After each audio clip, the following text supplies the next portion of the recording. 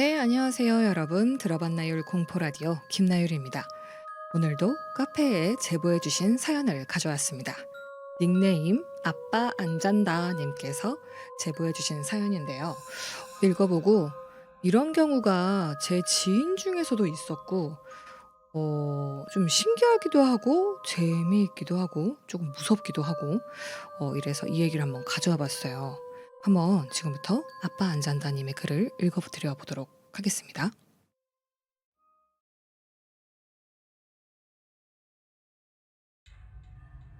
안녕하세요. 아빠 안잔다입니다. 얼마 전 공포라디오 유튜브 채널을 우연히 알게 되어 꾸준히 듣고 있다가 제 이야기도 한번 써보면 성우님께서 재미있게 담아주실 것 같아 이렇게 사연을 제보하게 되었습니다. 사연을 제보하기 전 먼저 저의 이야기를 한번 해볼까 합니다. 저는 독실한 기독교 신자입니다. 그렇기 때문에 귀신이 있다는 것은 더더욱 믿습니다. 이런 경우는 사실 좀 반반이긴 한데, 기독교 신자인데 귀신을 믿지 않는 분들도 계시고, 기독교 신자이면서 귀신을 믿는 분들도 계시거든요. 네, 이 후자의 경우신 것 같아요. 사실 저 같은 경우도 후자의 경우입니다. 네, 성경에서의 귀신들 이야기는 얼마 안 나오지만, 귀신들의 사회도 계급 사회인 것을 추측할 만한 구절이 몇 나오기도 합니다. 그렇죠? 이 악마라는 이름으로 좀 이렇게 표현이 되어지는데 악마들의 장, 루시퍼 이런 악마들이 있고 그 밑에서 이렇게 네, 이렇게 일을 하는 그런 악마들이 있다. 이런 얘기가 있죠. 저의 외증조 할머님께서는 살아생전 마을에서 아주 힘있고 용엄한 무당이셨습니다. 신기하네요. 외할머니 때에 어머니 세대에게 신을 물려주고 싶지 않아서 할머니께서는 저희 집 식구들과 같이 교회에 다니셨습니다. 그러니까 신내림을 자식한테 물려주기 싫으셔가지고 종교를 택하셨나 봐요.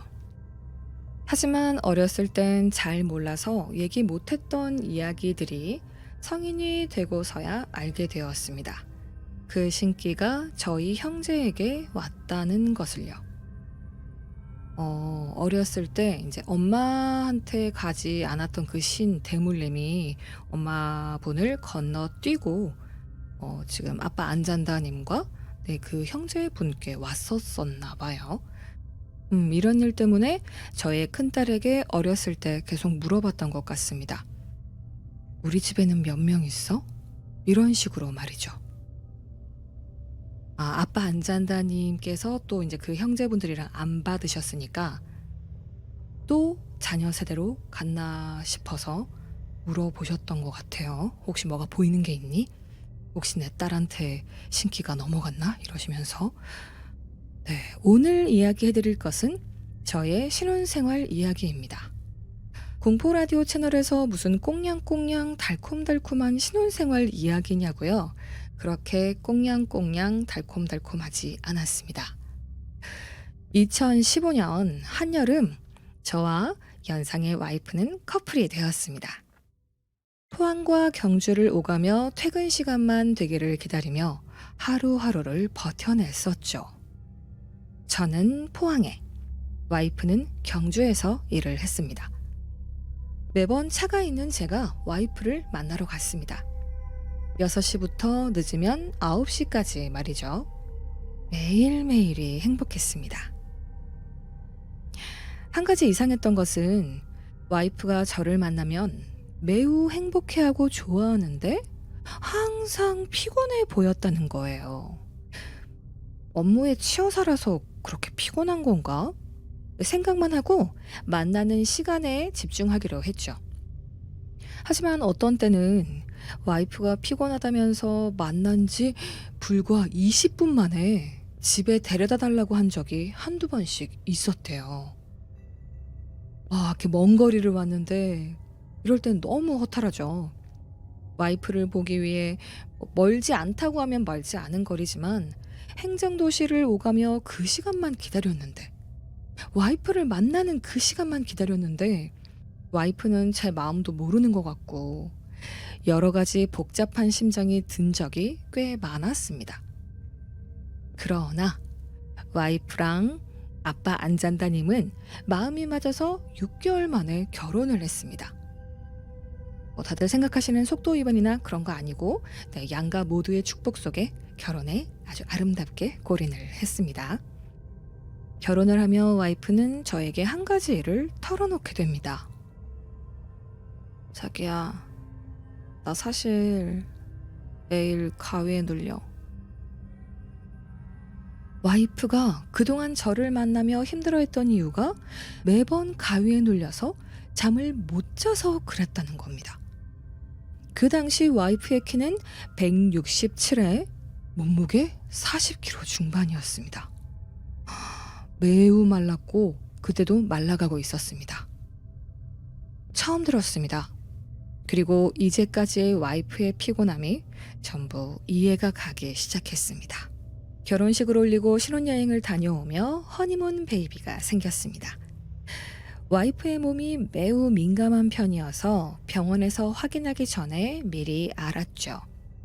2주 막바지에 알게 되어서 그때부터 매우 조심조심 다녔고 먹는 것 또한 신경 써서 먹었습니다.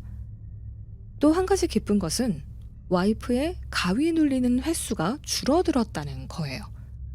매번 수면을 취하려면 꼭 가위를 눌렸었는데 제가 옆에서 자기 시작할 때부터 가위를 눌리더라도 금방 풀리고 안 눌릴 때도 많아졌다는 겁니다. 와이프는 임신과 더불어 평온해진 마음에 조금씩 살이 붙었고 점차 회복되어 가는 듯해 보였습니다.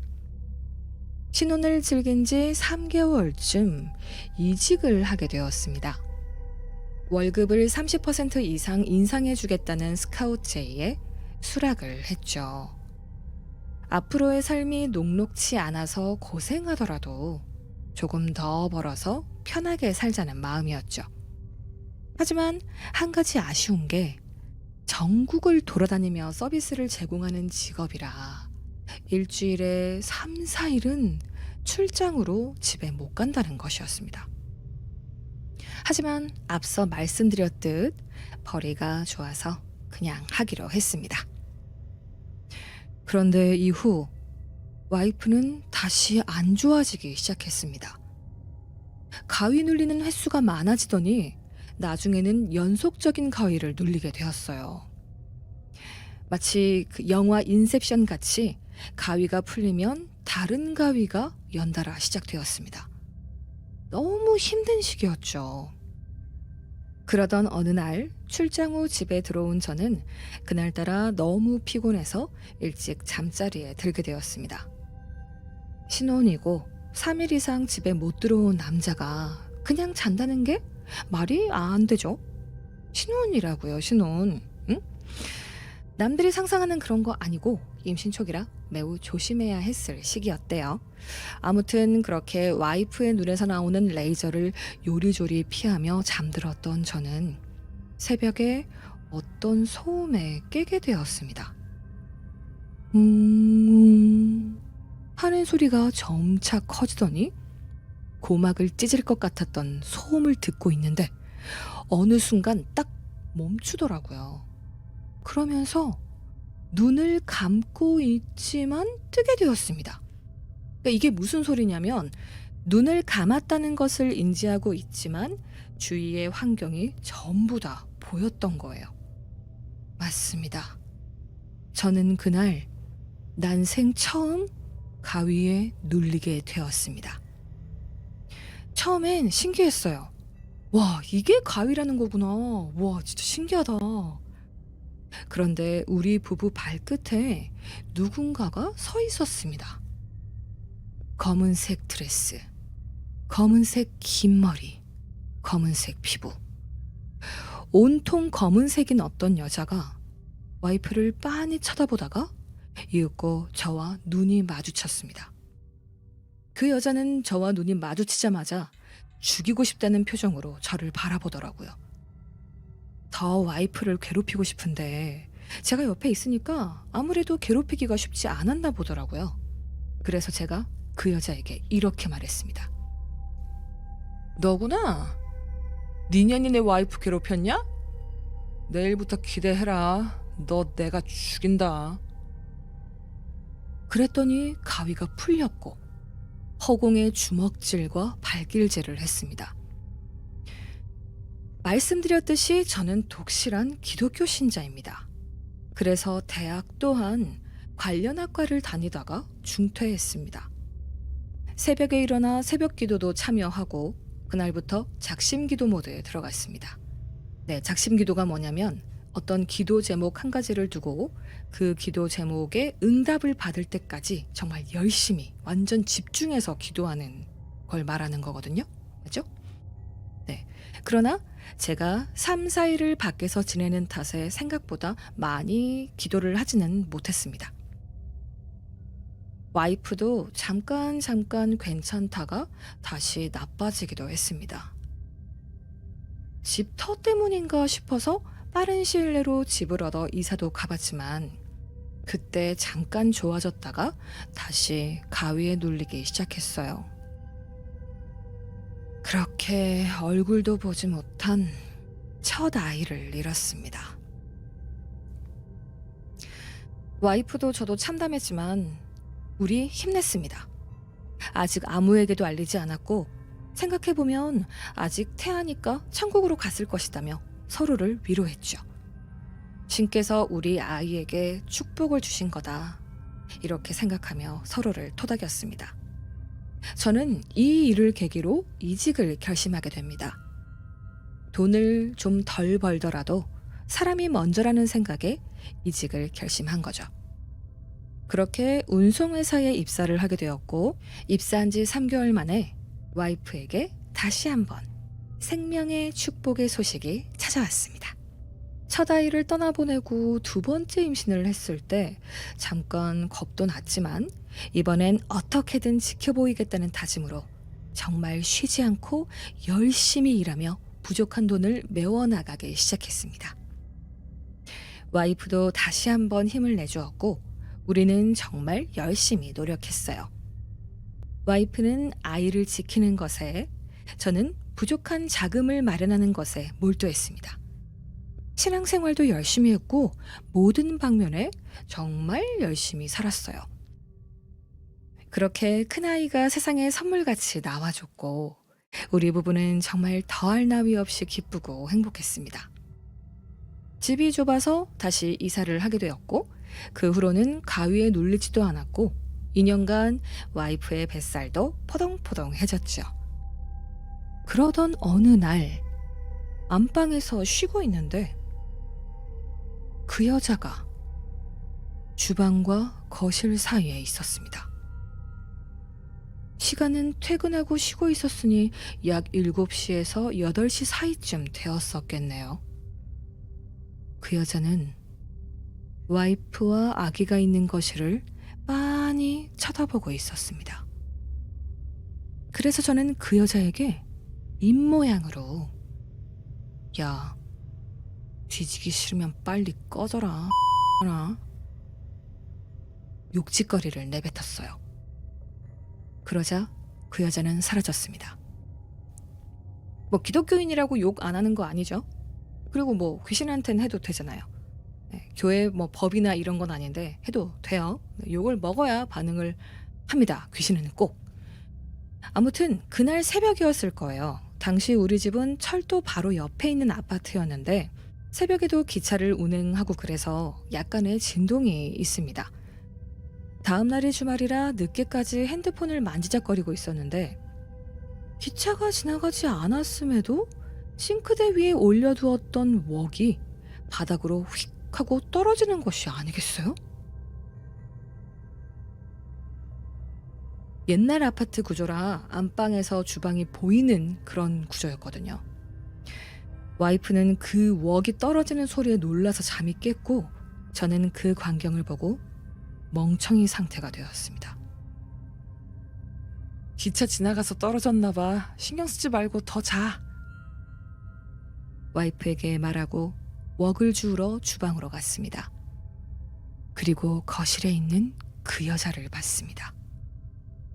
역시 또 그 여자였습니다.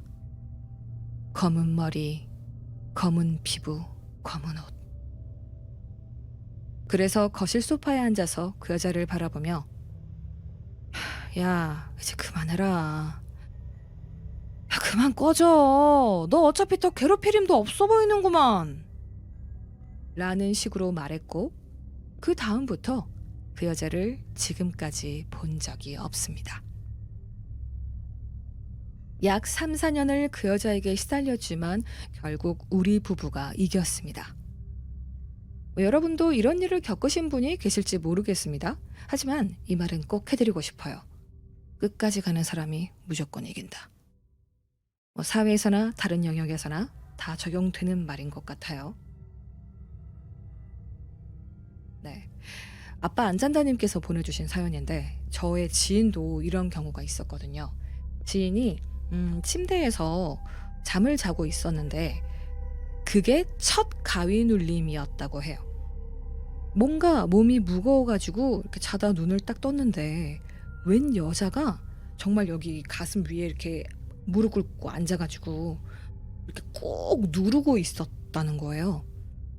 근데 무서운 게 아니고 순간 너무 화가 났대요. 아니 나 자고 있는데 이게 대체 뭐야? 그래가지고 움직이지 않는 이 몸으로 팔을 이렇게 막 이렇게 올려가지고 그 귀신의 멱살을 잡고 주먹질을 하려고 이렇게 하면서 욕으로 아니 이렇게 하면서 팍 하는데 없어졌대요. 그 이후로는 그런 비슷한 류의 가위는 눌린 적이 없다고 하더라고요. 제가 이런저런 귀신 가위 눌림 얘기 같은 걸 또 이렇게 찾아보면 좀 웃기기도 하고 신기하기도 하고 이런 건데 네. 귀신들이 꼭 이렇게 욕을 하면 빨리 없어지는 것 같더라고요. 이 귀신도 기분이 있는 걸까요? 아 내가 얘 놀래키려고 왔는데 욕을 하네. 아 기세네 이런 거. 옛날에 그 아이돌 가수 여자분 중에도 그런 에피소드를 말씀해 주신 거 있었잖아요. 가위를 눌렸는데 그 아이돌 분이 가위를 딱 푸니까 그 귀신이 비원형 기센 거 봐라 이랬다고. 그리고 없어졌다고. 귀신도 약간의 기싸움에서 이겨야 할 필요가 있나 라는 생각이 드네요. 네, 여러분 오늘의 이야기는 여기까지입니다. 혹시나 가위를 눌린다, 나를 괴롭힌다, 욕 한번 해보세요. 아주 격하게 욕하면 그 귀신이 도망갈 수도 있어요. 오늘도 시청해주셔서 감사합니다. 김나율이었습니다.